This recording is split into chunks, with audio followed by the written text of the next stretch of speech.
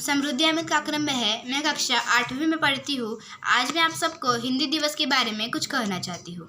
हम सबकी प्यारी लगती सबसे न्यारी, कश्मीर से कन्याकुमारी, राष्ट्रभाषा हमारी। साहित्य की फुलवारी, सरल सुबोध पर है भारी, अंग्रेजी से जग जारी, सम्मान की अधिकारी। आप सबको मेरी तरफ से हिंदी भाषा की शुभकामनाएं।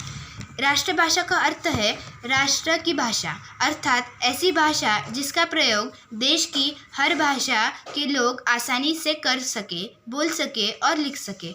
हमारे देश की ऐसी भाषा है हिंदी।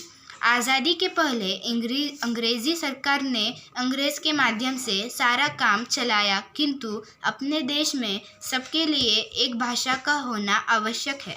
ऐसी भाषा जो अपने देश की हो, वह भाषा केवल हिंदी ही है। हिंदी को संस्कृत की बड़ी बेटी कहते हैं। हिंदी का प्रमुख गुण यह है कि यह बोलने, पढ़ने, लिखने में अत्यंत सरल है।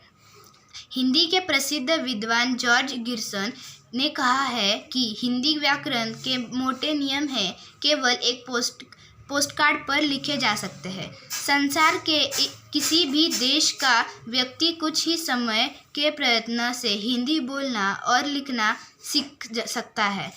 इसकी दूसरी विशेषता है कि यह भाषा लिपि के अनुसार चलती है। इसमें जैसा लिखा जाता है वैसा ही बोला जाता है।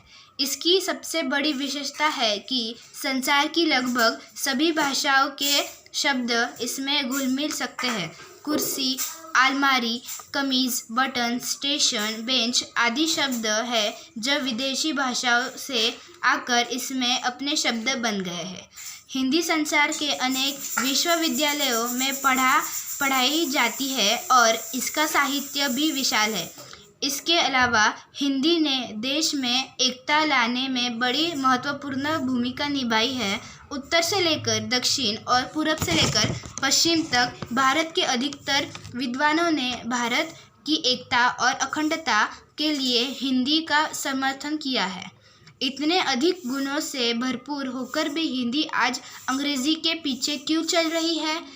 इसका सबसे बड़ा कारण है ऊंचे पदों पर बैठे व्यक्ति जो अंग्रेजी के पुजारी हैं। वे सोचते हैं कि अंग्रेजी न रही तो देश बिछड़ा जाएगा। अंग्रेजी देश की अधिकतर जनता के लिए कठिन है, इसलिए वे जनता पर इसका माध्यम से अपना रोब रख सकते हैं। दूसरा कारण है क्षेत्रीय भाषाओं के मन में बैठा भय। उन्हें लगता है कि यदि हिंदी अधिक बढ़ी तो क्षेत्रीय भाषा पीछे रह जाएगी। वास्तव में यह दोनों विचार गलत है।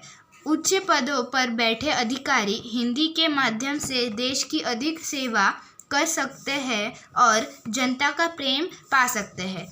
आज अंग्रेजी क्षेत्रीय भाषाओं को पीछे धकेल रही है, जबकि हिंदी के प्रकृति किसी के पीछे करने की नहीं बल्कि मेलजोल की है।